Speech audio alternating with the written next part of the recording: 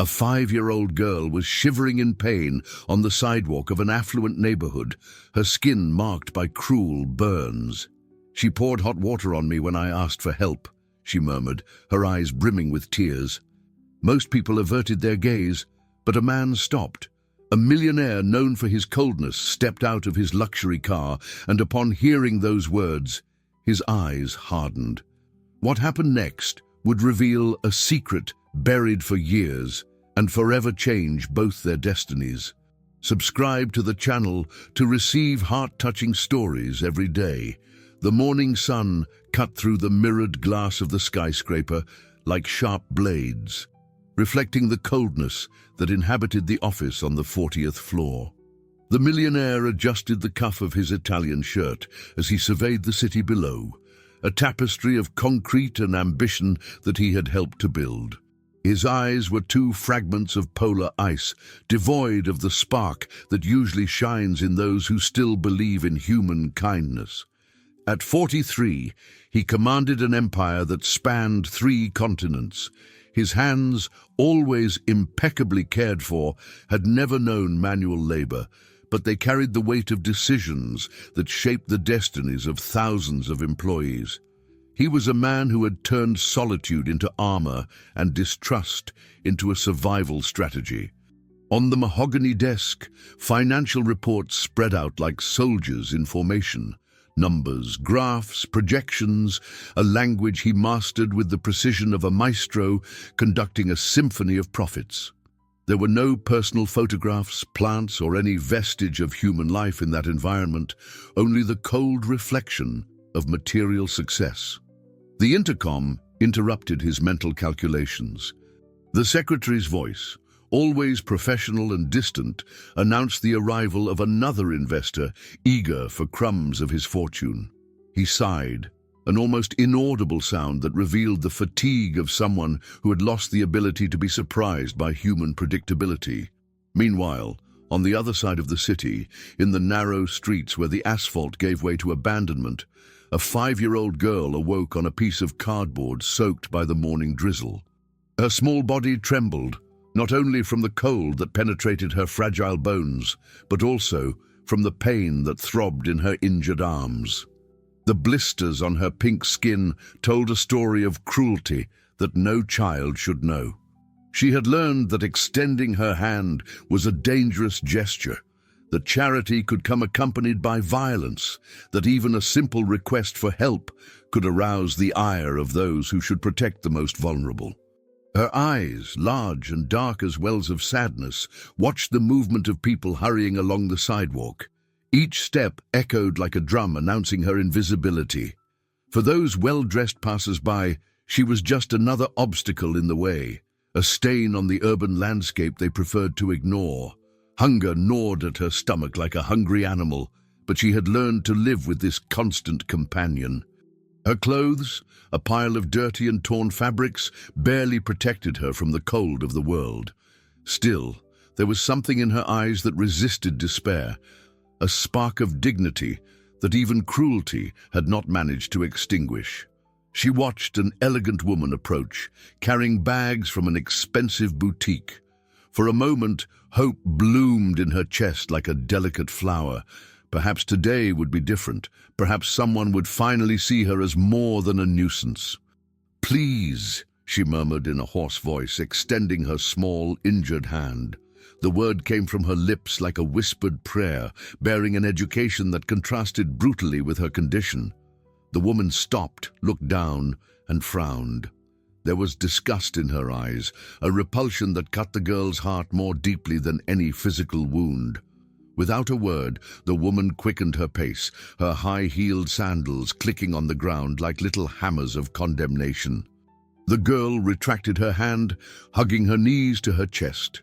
The tears that streamed down her dirty cheeks were hot, contrasting with the cold that invaded her bones. She closed her eyes and tried to remember a time when the nights weren't so scary, when there was still someone to ward off the nightmares, but those memories were blurred fragments, like photographs faded by time. All that remained was the cruel present, where each day was a battle for survival, and each night a journey through the terror of absolute solitude. The movement of the street continued around her, a frenetic dance of people who had somewhere to go, who had someone waiting for them. She was the only one who seemed to be standing still in time, trapped between hope and despair, between life and something that didn't quite amount to death, but also couldn't be called living. The luxury car glided through the streets of the affluent neighborhood like a silent apparition, its dark windows reflecting the grey sky of the afternoon. The millionaire had decided to dispense with the driver that day, preferring the solitude of the steering wheel to the presence of another person trying to decipher his moods. This small break from routine was one of the few freedoms he still allowed himself in a world where every minute had a price and every decision weighed tons. He drove with the same precision with which he commanded his businesses, each movement calculated, each curve anticipated. The traffic flowed around him like a lazy river, and he lost himself in thoughts about the next acquisitions, about the next obstacles to be removed from his path. It was then that he saw her. At first, she was just a stain on the urban landscape, one more of the many grotesque contrasts that the city offered between wealth and misery.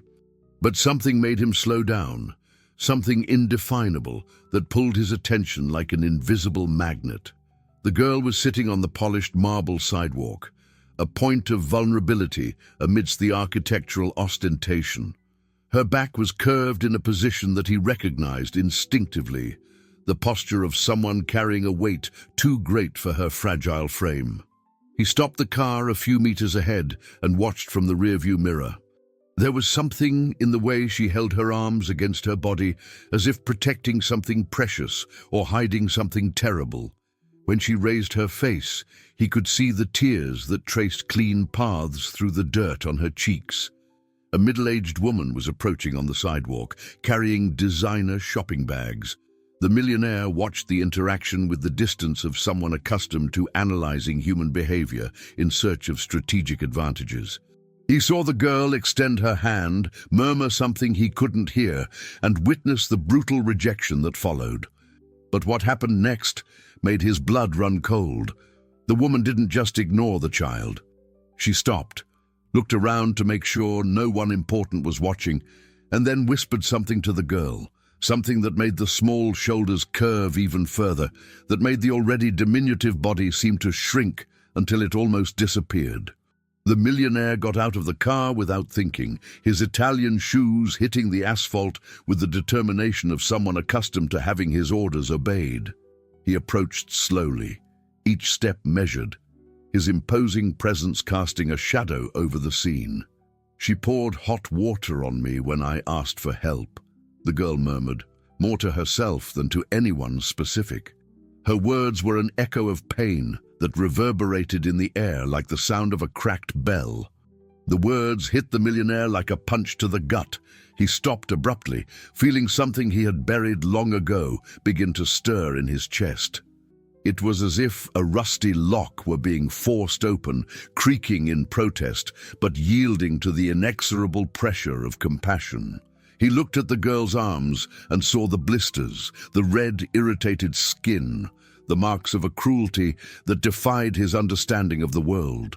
For a moment, all his armor of coldness crumbled, revealing the man he had been before he built walls around his heart. "Who did this to you?" he asked, his voice coming out rougher than usual. It was the first time in years that he had directed a question motivated purely by concern for another human being. The girl raised her eyes, and it was as if two worlds had collided. She saw a tall, imposing man, dressed in clothes that cost more than everything she had owned in her entire life. But in his eyes, for a brief moment, she saw something that made her feel less alone in the world. "The lady from the store," she whispered, pointing with a trembling finger to the boutique a few blocks away. "I just wanted some water. I was so thirsty." The millionaire felt fury rise up his spine like incandescent lava. It wasn't just anger at the injustice, it was something deeper, more personal. There was something in the girl's voice, in the way she pronounced the words, that awakened echoes of memories he had locked away with 7 locks. He took off his coat and gently placed it over the child's shoulders. The expensive fabric swallowed her small body like a protective embrace. For a moment, they both stood in silence, two strangers united by an invisible thread of shared humanity. "What's your name?" he asked, kneeling to get to the girl's eye level. I don't have a name," she replied with devastating simplicity. "People just call me you or get out of here." The answer was like a stab in the millionaire's heart. He reached out hesitantly and gently touched the child's face. The skin was cold as marble, but there was life pulsing underneath. A life that deserved to be protected, nourished, loved. In that moment, something changed irreversibly within him. A decision formed in his mind with crystal clarity, a certainty that surprised him with its intensity. He didn't yet know that he was about to embark on the most important journey of his life. The most exclusive private hospital in the city had never received a patient like that. The millionaire carried the girl through the marble corridors, causing shockwaves among nurses and doctors who were rarely surprised by anything. His name opened doors, moved mountains, but now he used it not to build empires, but to save a life the world had discarded.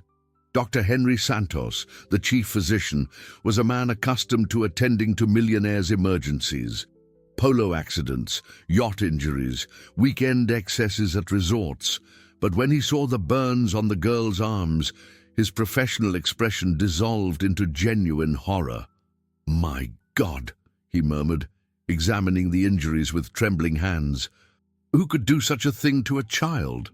The millionaire remained silent, observing every movement of the medical professionals.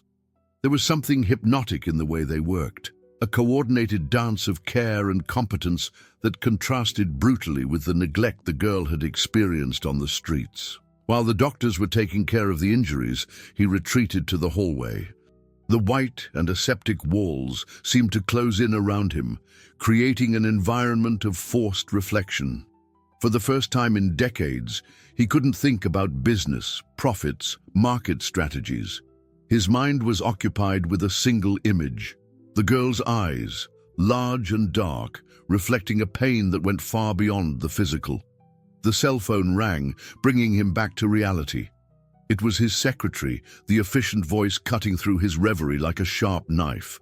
"Sir, the board has been waiting for an hour for the acquisition meeting. The Japanese are getting impatient." He looked at the door of the room where the girl was being treated, then at the watch on his wrist, a Swiss timepiece that cost more than most people earned in a year. "Cancel everything," he said, his voice carrying a determination that surprised even himself. "Sir? But the $50 million deal—" "I said cancel everything." The line went silent for a moment, filled with shock and confusion. He hung up the phone and leaned against the wall, feeling the weight of a decision that seemed to have a life of its own. He was betraying years of discipline, decades of carefully ordered priorities. But there was something about the situation that made it impossible to think about anything else. When the doctor came out of the room, his face was serious but hopeful. "The burns are serious, but there is no permanent damage if we treat her properly. She'll need to stay hospitalized for a few days. Also," he hesitated, "she's severely malnourished. How long has she been living on the streets?" "I don't know," admitted the millionaire, surprised by how much this ignorance bothered him. "I'll find out." "There's something else," the doctor continued, lowering his voice. "When she wakes up, she's going to need psychological support. Children who go through this kind of trauma, it takes a lot of care not to re-traumatize them." The millionaire nodded, but his mind was already working in another direction. He was thinking about the woman from the boutique, about the casual cruelty that had turned a child into a statistic of urban suffering. The anger he had felt on the street began to crystallize into something more focused, more dangerous. "I need to make some calls," he told the doctor. "You'll make sure she has everything she needs?" "Of course, but may I ask what your relationship with the child is?" "Taking care of her," he finally said, the words clumsy, as if they belonged to a foreign tongue. Later, in his office, he sat in the leather armchair that had been his source of comfort and power for so many years. But now it seemed merely an expensive piece of furniture, devoid of the familiarity that had once soothed him. Everything felt different, as if he were seeing his own world through someone else's eyes. He called his private investigator, a discreet and efficient man who had helped him navigate various delicate business situations. "I need information on a store downtown," he said, passing the address. "I want to know everything about the owner, background, finances, anything suspicious." Somewhere out there were other children like the girl, invisible, forgotten, brutalized by collective indifference. "She hurt a child," he said simply. "I want her to pay for it." It was as if he were remembering how to be human again, and the sensation was both terrifying and liberating. When he hung up the phone, he allowed himself a moment of brutal honesty. He wasn't doing this just for justice or compassion. There was something more personal, more profound, something in the girl's voice, in the shape of her eyes, in the way she had whispered please, that touched chords in his heart that he thought had been severed long ago. He didn't know yet that he was about to discover that some connections transcend logic, that some encounters are, in fact, re-encounters, and that fate sometimes waits decades to weave the threads it had left loose. The hospital room had become a small sanctuary of comfort. The millionaire had provided everything money could buy: the best nurses, the most advanced treatments, colorful toys that seemed alien in that clinical environment. But when he entered the room the next morning, he found the girl exactly as he had left her, small, silent, observing the world with eyes that had seen too much. She was awake, staring at the window where the morning sun created golden patterns on the white walls. Her small hands were carefully positioned on the hospital sheet, as if she were afraid of touching anything that might break or stain. "Good morning," he said gently, approaching the bed with measured steps. There was a delicacy in his movements that contrasted with his naturally imposing presence. She turned her head slowly, her eyes meeting his with an intensity that made him pause. There was something there, a disturbing familiarity he couldn't identify. It was like looking into a mirror that reflected not his appearance, but something deeper, more essential. "Are you real?" she asked in a small voice, laden with a vulnerability that cut through his heart like a blade. The question took him completely by surprise. When was the last time someone had questioned his reality? When was the last time someone had looked at him with something other than fear, respect, or greed? "Yes," he replied, sitting cautiously in the chair beside the bed. "I am real, and so are you. Sometimes beautiful people appear in my dreams and are kind to me, but when I wake up, they disappear. I promise." She had learned that everything in life had a price, that kindness was always conditional, that her existence needed to be justified by some utility. "You don't have to give anything," he replied, surprised at how easily the words came out. Some things happen simply because they are right. That people like me only serve to sully the place of important people. You are..." There was a natural gentleness in her that had survived all the horror. She thanked every gesture, however small, and treated each person as if they were an unexpected gift. When the pediatric psychologist arrived, he retreated to the hallway, but stayed close enough to hear fragments of the conversation. The girl spoke with disturbing precision about her life on the streets, about the dangers she had learned to avoid, about the hunger that had become a constant companion. But it was when she started talking about her dreams that he moved closer to the door. "I dream of a home," she was saying. "It doesn't have to be big. It just needs to have a soft bed and a window to see the sky. And maybe someone who reminds me to eat." There was a long pause before the answer. "I don't know what a real family is," the girl admitted, "but sometimes I dream of someone who gets mad when other people hurt me. Someone who who protects me. He had spent decades building walls around his heart, transforming himself into a fortress of coldness and efficiency. But this girl, with her honest vulnerability and her unbreakable dignity, was tearing down brick by brick everything he had built to protect himself. And the most frightening part was that he didn't want to stop her. For the first time in years, he felt truly alive, truly needed. Not as a symbol of success or a source of investment, but as a human being capable of making a difference in another human being's life. When he returned to the room, he found the girl sleeping. Her face was relaxed, almost serene, and he could see for the first time what she might look like if she weren't carrying the weight of the world on her small shoulders. He sat in the chair and watched her sleep, silently promising that she would never wake up alone again, that she would never again have to question whether she was real or just a dream. What he didn't know was that this promise was about to be tested in ways he could never have imagined. A week had passed since the girl had arrived at the hospital, and the millionaire found that his routine had changed completely.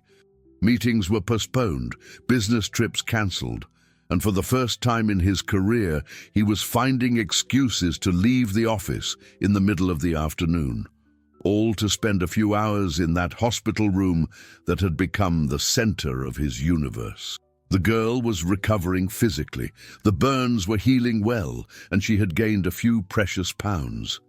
But it was her emotional transformation that impressed him most. Slowly, like a flower blooming after a harsh winter, she began to show signs of the child she had been before the world tried to break her. He had brought illustrated books, and he discovered that she was fascinated by stories. Her ability to absorb information was astonishing. She memorized every word, every image, as if she were building a treasure trove of positive experiences to counterbalance the negative ones. "Read about the prince again," she asked on a particularly quiet afternoon, pointing to a fairy tale book that had become her favorite.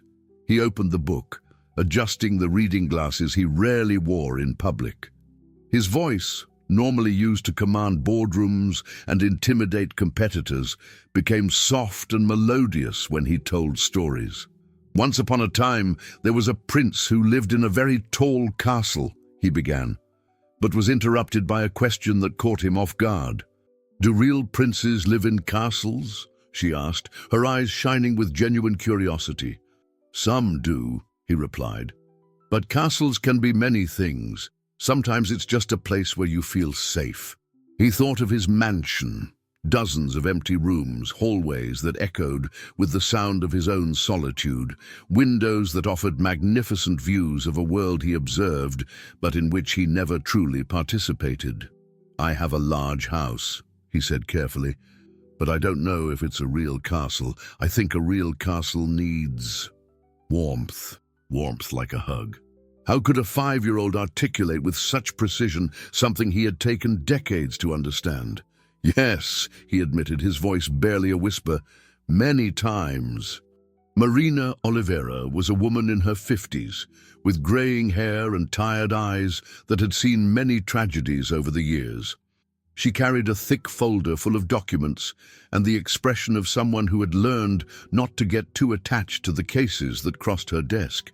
"I need to speak with you about the child's situation," she said, casting a significant look at the girl, who immediately cowered in the bed as if trying to become invisible. The millionaire felt a shiver of foreboding run down his spine.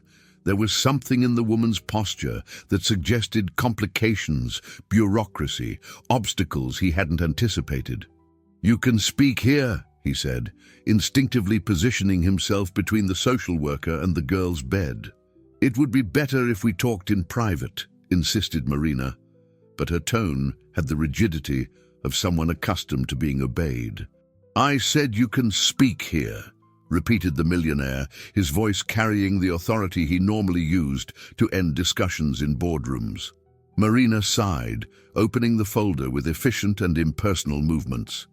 "The child can't stay indefinitely under your informal care." She needs to be processed through the appropriate system. Orphanages, licensed foster families, that sort of thing. There are laws. You have no legal ties to the child. You haven't undergone background checks. You're not approved for guardianship. I promise I won't bother anyone. Even if your intentions are good, this isn't legal. The child needs to be in official custody while we investigate her situation. What if he lost her to people who had neglected her in the first place? And if there's no one, he asked, and if she truly has no family? It was what he wanted, not just to care for her temporarily, but to make her a permanent part of his life. Marina looked at him with an expression that mixed skepticism and condescension. The adoption process is very complex, especially for single men. There are psychological evaluations, financial checks, home visits, supervised adjustment periods. It could take years. At a minimum, 18 months, confirmed Marina, and that's assuming everything goes perfectly, which rarely happens. Marina studied him for a moment, noticing something in his expression that made her reconsider her initial position. Well, she said slowly, if there was evidence of pre-existing bonds, if we discovered that there was some familial connection, for example, that would change everything. He had resources, connections, people who owed him favors. Surely there would be a way to establish some kind of legal bond. But then something extraordinary happened. The girl, who had been listening in silence, suddenly sat up in bed and looked him directly in the eye. "You have a scar here," she said, touching her own left eyebrow. "A small one. That gets lighter when you smile." His hand instinctively went up to touch the small mark he had carried since childhood, the result of a fall at the age of 3. It was so small and faded that most people never noticed it. "How do you know that?" he asked, his voice hoarse. "I remember," she said simply. "Not everything, but I remember some things. Of you putting me to sleep and singing a song about stars. Of you teaching me to count on my fingers. Of you crying when they took me away." "What's your real name?" he asked, his voice trembling with emotion. "Sophia," she whispered. "My name is Sophia." Marina watched the interaction with wide eyes, beginning to understand that she was witnessing something far deeper than a simple emotional connection between a lonely millionaire and an abandoned child. "We need to do DNA tests," she said in a weak voice. Immediately. The millionaire had used his contacts to expedite the process that would normally take days, turning it into a matter of hours. Now, sitting in his living room with panoramic views of the city, he held the sealed envelope that contained answers to questions that had tormented him for 5 years. His hands trembled slightly, a sign of vulnerability he hadn't exhibited since the early days after Sophia's disappearance. The envelope seemed to weigh tons, loaded with possibilities that could rebuild his life or shatter it completely. He had taken Sophia home the previous day after an intense legal battle that involved his best lawyers and a few strategic calls to people in influential positions. Marina had agreed to a temporary arrangement. Sophia would stay in his care while they awaited the test results and a more in-depth investigation into her past. The girl's transformation upon entering the mansion had been extraordinary. Her eyes widened as she saw the high ceilings, the crystal chandeliers, the Persian rugs that cost more than many houses. But it wasn't the opulence that impressed her. It was the feeling of space, of security, of having a place to belong. "It's very big," she had whispered, her small hand lost in his as they explored the hallways. "There's room for many people. But it's been too much space and too few people for a long time." He reread the lines several times, as if the words could change meaning if observed long enough. Then slowly, he placed the paper on the table and buried his face in his hands. Sophia. His Sophia. His daughter, who had been snatched from his arms by a vengeful mother, who had disappeared into the bureaucratic system as if she had never existed. For 5 years, he had hired investigators, followed false leads, woken in the middle of the night thinking he'd heard her voice calling for him. And now she was there, sleeping in the room upstairs, real and alive and his. The tears came then, years of pent-up grief pouring out like a dam finally giving way to the pressure. He cried for his lost daughter, for the stolen years, for the nights he'd spent wondering if she was safe, if she was happy, if she remembered him. He cried for the suffering she had faced alone, for the burns that marked her delicate skin, for the hunger she had known intimately. But he also cried with relief. The hole in his heart that he had tried to fill with work and ambition finally had an answer. It wasn't broken because he was incapable of love. It was broken because the person he loved most had been ripped from his life. When he finally composed himself, he went upstairs to the room he had prepared for Sophia. She was awake, sitting on the giant bed that swallowed her completely, looking out the window at the moonlit garden. "Can't sleep?" he asked softly, sitting on the edge of the bed. "The bed is too soft," she said. "I keep waking up because I don't feel the hard floor. It's weird." "Your eyes are red." Someone stopped to listen to me. "Do you remember the song about stars you mentioned at the hospital?" It was the song he had composed for her when she was a baby, the same one he sang every night before putting her to sleep. No one else in the world knew that specific melody, those exact words. "Sophia," he said with a trembling voice, "I am your father. Even when I didn't remember everything, I knew you were going to find me. You promised in the song to your mother." Someone had mistreated his daughter, had broken her sweet spirit, and thrown her on the streets like trash, and he was going to find out who it was and make them pay. "She's not going to hurt you anymore," he promised with ironclad conviction. "No one will ever hurt you again. I promise. Nothing and no one will separate us again." Nor that the connections that had led to Sophia's disappearance were deeper and more dangerous than he imagined. The reunion was just beginning. 3 weeks had passed since the revelation, and life in the mansion had found a rhythm that surprised them both, with its naturalness. Sophia woke up early, always a little startled until she saw her father's familiar face, as if she needed to confirm daily that it wasn't a dream. He had cancelled business trips, delegated responsibilities, and for the first time in his career, put something above the company's profits. But the happiness they had found was about to be tested in a way neither of them could anticipate.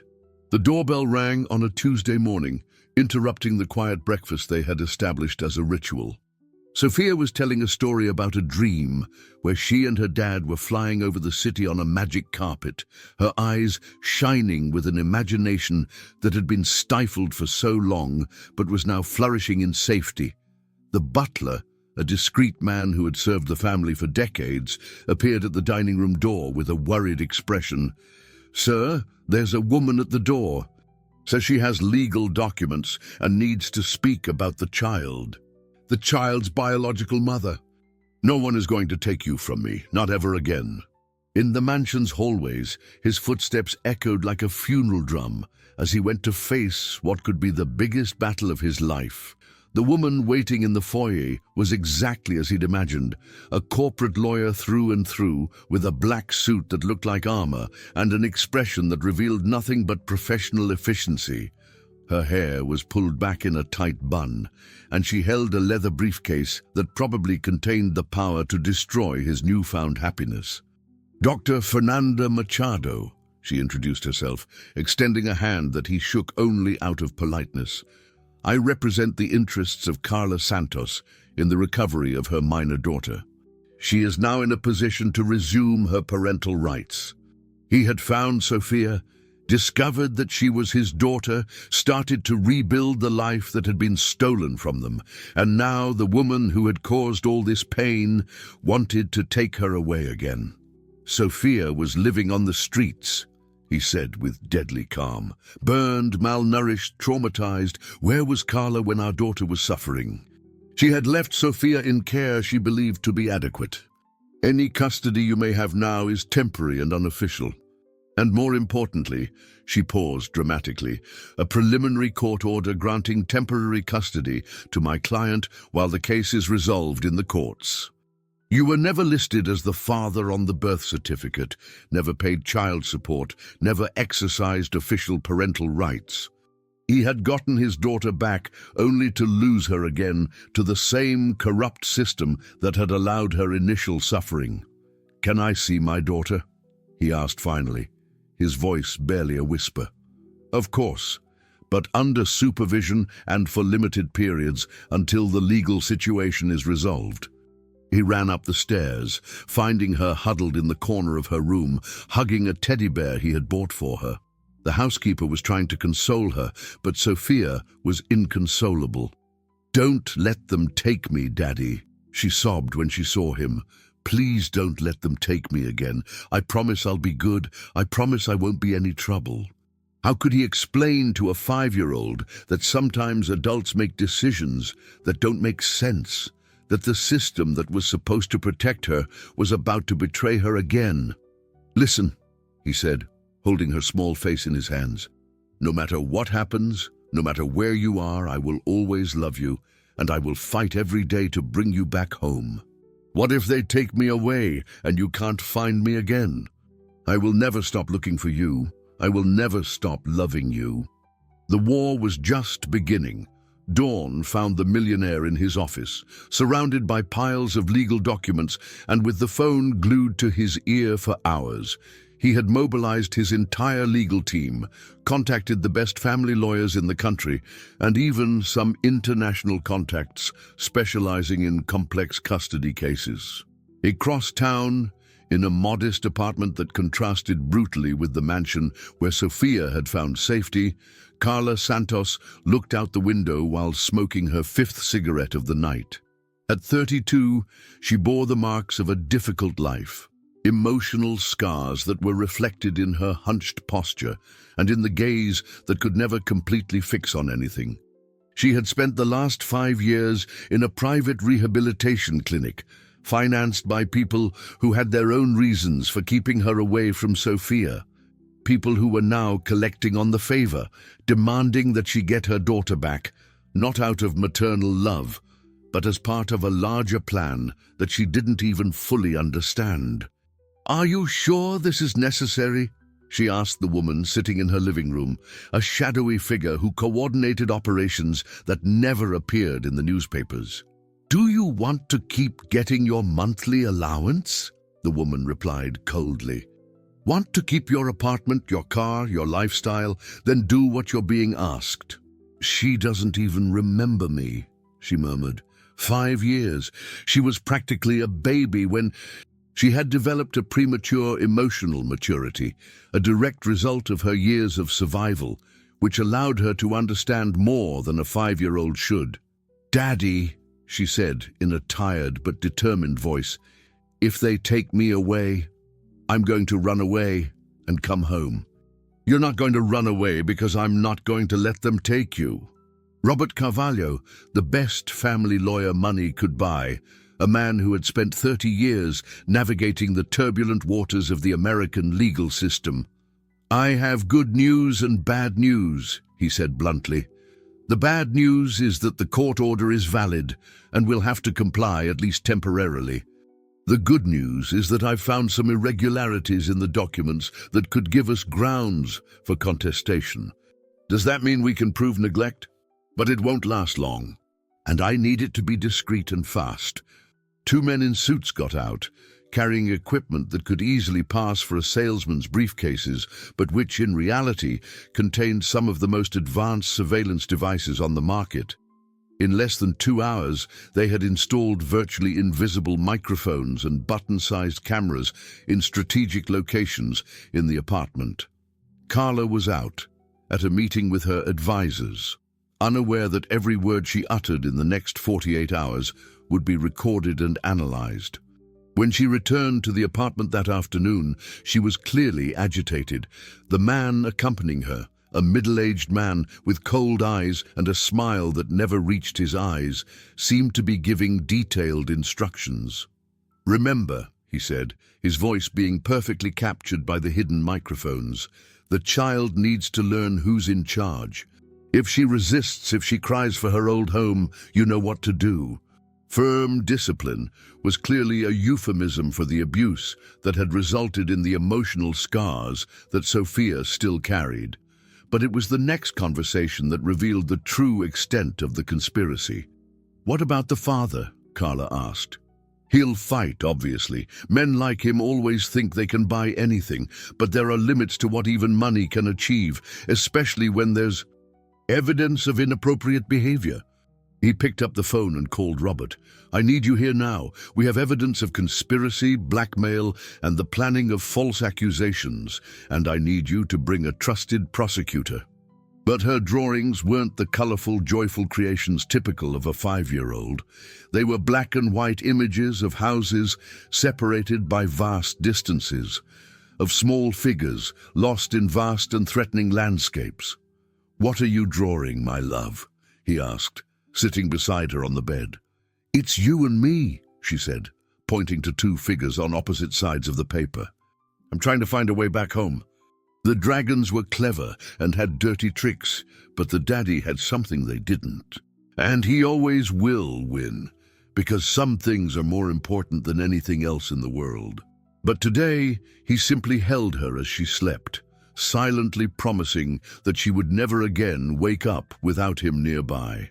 The war was coming to an end, but victory was not yet guaranteed. Dawn brought with it a frenetic activity that transformed the peaceful mansion into a military command center. Lawyers came and went, carrying piles of documents. Prosecutors analyzed evidence on laptops scattered across the dining room, and the millionaire coordinated everything with the precision of a general planning a decisive campaign. Sophia watched all the movement with curious but cautious eyes. She had learned to interpret the body language of adults as a matter of survival and could sense that something important was happening, something that would determine her future. "Daddy," she said, tugging on the sleeve of his shirt while he reviewed documents for the 10th time, "can I help somehow? Just by being here, just by being brave, you're giving me the strength to fight." They found drugs, forged documents, and most importantly, financial records proving she was being paid to get Sophia back. The idea was so repulsive that he needed to lean on the table to keep from falling. "There's more," Robert continued. "Carla confessed everything. Apparently, she never wanted Sophia back. She was being blackmailed. They had information about her involvement in other illegal activities and threatened to expose her if she didn't cooperate. The court order has been revoked, and you have full temporary custody while the formal adoption proceedings are finalized." An hour later, when the house had finally emptied of lawyers and the legal dust had settled, he sat with Sophia in the garden. She was playing with dolls he had bought, creating small families and narrating stories about how they protected each other. "Sophia," he said softly, "there's something I need to ask you. That would mean you would be my daughter, not just in my heart, but also on paper, forever. Means you'll be my daughter forever, no matter what." The boutique owner, where Sophia had been burned, showed up at the mansion, carrying flowers and an expression of genuine shame. His wife, it turned out, was the woman who had thrown hot water on Sophia, and he had just discovered the truth about what his wife had done. "I've come to ask for forgiveness," he said with tears in his eyes, "and to offer compensation. My wife, she has psychological problems that I didn't know existed. That doesn't excuse what she did, but people sometimes do bad things when they're sick. But you came to say you're sorry, so it's okay." First to an architect, he wanted to build a shelter for homeless children, a place where young people like Sophia could find safety and love. Second, to his accountant, a significant percentage of his fortune would be allocated to combating child trafficking rings. Third, to a writer he had hired to document the entire story, not to glorify himself, but to ensure that other children could be saved before it was too late. When he finished the calls, he went upstairs to check on Sophia one last time. He found her sleeping peacefully, a gentle smile curving her lips. On the bedside table was a drawing she had made that afternoon, a house with two figures holding hands, surrounded by colorful hearts. At the bottom, in her careful, childlike handwriting, was written, "Me and my daddy in our home of love." The story was coming to an end, but their life together was just beginning. 2 years had passed since the day the millionaire had found Sophia shivering on the marble sidewalk of the posh neighborhood. The mansion that had once echoed with the sound of loneliness now vibrated with childish laughter, footsteps running through the hallways, and the constant music of a genuine family living their everyday lives. The office that had once been a temple of corporate coldness now had children's drawings hanging on the walls, a small table in the corner where Sophia did her homework, and photographs documenting every important moment of their journey together. The man who had once measured success only in numbers now found his greatest joy in his daughter's smiles and in the look of confidence that had returned to her eyes.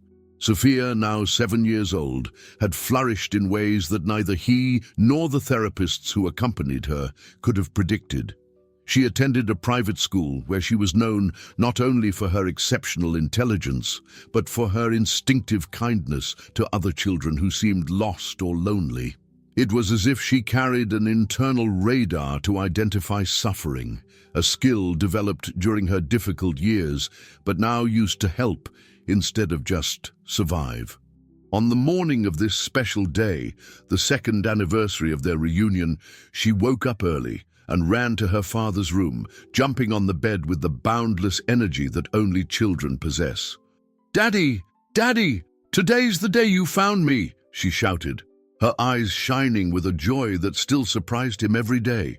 "No," he corrected, pulling her into a morning hug that had become the best moment of all their days. "Today is the day you saved me. It's about having someone you love more than yourself. We're a team." It was a modern and welcoming structure, designed specifically for children who had experienced trauma and abandonment. It had bright but not aggressive colors, open spaces that didn't make the children feel trapped, and dozens of small details that Sophia had helped plan. "Remember when you asked me if I wanted to help?" she said, as they watched the children playing on the playground that she had insisted be installed. "I said I wanted to, but I didn't know how. Now I know." Her ability to connect with traumatized youths was remarkable. She could communicate without words that she understood what they were going through, that there was hope on the other side of the suffering. "Look, Daddy," she said, pointing to a girl of about 4 who was sitting alone in the corner of the playground. "She's like I was. Can we talk to her? I know all the best places here." "Dear Sir," began the letter, "I wanted to thank you for giving hope to people like me. My daughter disappeared 3 years ago, and I had lost faith that anyone in the world cared about lost children. Reading about Sophia and what you're doing has given me the strength to keep searching. Please continue this important work. There are many of us who need to know that there are good people in the world." "We should help her find her daughter," Sophia said, with the determination he had learned to recognize. When Sophia decided that something was important, she wouldn't give up until it was resolved. "We already are helping," he said. "The center has a search program for separated families. Several children have already been reunited with their families. That means there are 23 happy endings because of us.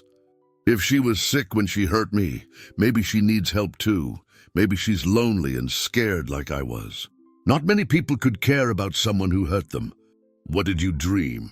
Carla was serving her reduced sentence in a women's prison, participating in rehabilitation programs, and, according to reports he occasionally received, making real progress.